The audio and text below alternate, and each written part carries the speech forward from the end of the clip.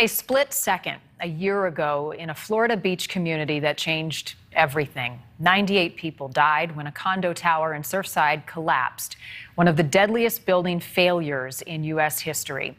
And tonight, a year later, those families of the 98 victims receiving a $1 billion settlement, something that has been months in the making. I went to Surfside a year ago and saw the devastation firsthand, and that is where I met Pablo Rodriguez, one of the many family members grieving, trying to make sense of what had happened. Pablo lost his mother and his grandmother when that condo fell, and this is part of our conversation a year ago. I know you talk to your mom every day.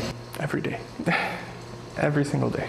How much are you playing those conversations back through your head? All the time. Buildings don't fall down, especially here. Buildings don't fall down. We have codes, we have requirements, we have the board, you have the management company. Their job is to maintain the building, to make sure the building is safe and functioning and being operated properly. That's their job. The building's not there. They didn't do their job. Pablo Rodriguez is joining us live tonight from Florida. Pablo, it stood out to me then and it stands out to me now what you said. Buildings don't fall down. We still don't know why that condo building collapsed on the beach. Did you think a year later that we would have an answer to that question? Hi, Marnie. I didn't think we'd have an answer. I was hoping we'd have some kind of accountability, or at least moving towards accountability, but it doesn't seem that's going to be likely either. Let's talk about this settlement, $1 billion to the victims. It's a lot of money, but it doesn't bring your mom and your grandma back. Yeah, so it really doesn't. It's just a financial, I'm sorry for your loss. And at the end of the day, part of the settlement is that there is no accountability. No one's going to be held responsible for this. And something I don't think a lot of people know is, but the way the Florida Wrongful Death Act works, a lot of family members are segregated out or not treated equally. So in certain situations, their pain and suffering is just not taken into account whatsoever. And what do you think should happen? I think the way that Florida's law works is antiquated and really out of touch with reality. It should work more similar to Massachusetts and other states, that it works pursuant to intestacy, and there should be some form of just dividing a minimum amount of the pot. And there are situations that definitely need to be addressed and should be allocated more. If they were the financial breadwinner for a family that's now out, they should be allocated more money than somebody else. It's just natural part of it. But in my situation particularly, I found out that the state of Florida basically says that my pain and suffering is not relevant. It doesn't get taken into account at all. So it's not about the money. Give the money to charity. At this point, I don't really care. It's just the fact that I'm being told my feelings, my hurt, the trauma that I'm suffering with is not relevant. So you will receive none of the money in the suit? That's correct. I mean, how do you put a price on someone's grief, someone's life? Right. How do you put that's the first question, is how do you even put a price on it? This isn't a normal jury trial where there's the defendant that's found guilty and the jury's got to allocate funds for that, because that's the only thing our system has. This is a mass casualty event where there's a settlement and no responsibility is being held. The insurance companies are throwing money to just make this go away. And at the end of the day, that's all the legal system can provide. They can't bring back our loved ones. But it's additionally hurtful to be told your pain, your suffering, your trauma, you're having to live with this for the rest of your life is not relevant. We're not even going to listen to you.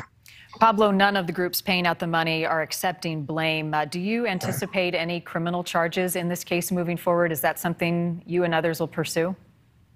I hope so. I know the state attorney has not officially announced, but at least made comment that they are waiting for the official report from the federal investigation to see if it rises to the level of sufficient negligence to charge someone, which at least is hopeful that they'll they'll continue looking into it, but I'm not too confident that there will be any accountability or any criminal charges brought. We have learned some things. We still don't know why the building went down, but we know this 7-minute window when people in the building heard the bang, no alarms went off, and then the 7 minutes goes by and the building collapses. What else have you learned that helps you understand some of the failures? There's nothing really to help understand. That lack of notice for a safety feature that every condo building has. It's a loud screeching alarm that rings through the entire building. Why that wasn't activated is still beyond me. That alone should rise to the level of, in my opinion, criminal negligence, but and maintaining the fire alarms as well. But there's not a whole lot to make sense of this, unfortunately. There's no real closure. There's no new information that kind of puts you at peace. It's just still grappling with how this was allowed to happen a year later. I know that you have been working hard to make buildings in Florida safer. You've been pushing new laws, legislation to increase inspections on some of the buildings. Tell us about your work and how you think your mom would feel about what you're doing. I hope she would be happy. I know that's what she would be pushing for if she was one of the survivors. It was very concerning when the legislative session ended at the beginning of the year, and it was one of the issues that was not addressed. They addressed a lot of different topics, but this was one that there was bipartisan support and they just couldn't get passed. So it looked like nothing was gonna occur. I know Senator Pizzo in particular kept pushing, hoping that they would be able to pass something. So I'm glad the reforms they did pass actually were enacted. The next steps now obviously are going to deal with enforceability and compliance, because having more inspections is definitely a much needed first step.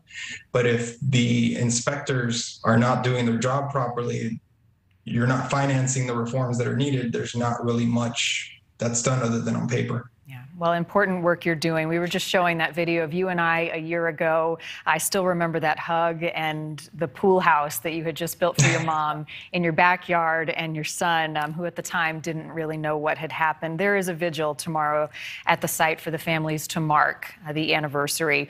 What will tomorrow feel like, look like, be like for you? That's a good question. It's something I've been asking myself. I've been kind of dreading it. Originally, I had planned on going down to the memorial. I would have liked to be there and represent my mother and my grandmother, but as it kept getting closer, I just found myself more and more dreading the thought of going down there and being around the site. It's something that even just passing on the highway by the site still affects me. So I've decided just to spend the day with my family here. We're just going to think about them and think about the good memories that we had with them. Well, death leaves us heartache, but love leaves us memories, and you have those to cherish. Pablo, thank you so much for giving us some time. It is always a pleasure to talk to you. I think about you a lot. Thank you, Marnie. All right. Tomorrow night here on Prime, we're going to take you back to Surfside with the first responders who rushed to that scene. You're also going to hear from the father of that boy who survived. He was pulled from the rubble in what was considered a miracle that day.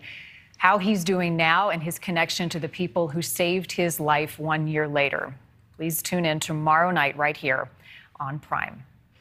Thank you for watching. Go to newsnationnow.com to find NewsNation on your television provider. And don't forget to click the red subscribe button below to get more of NewsNation's fact-driven, unbiased coverage.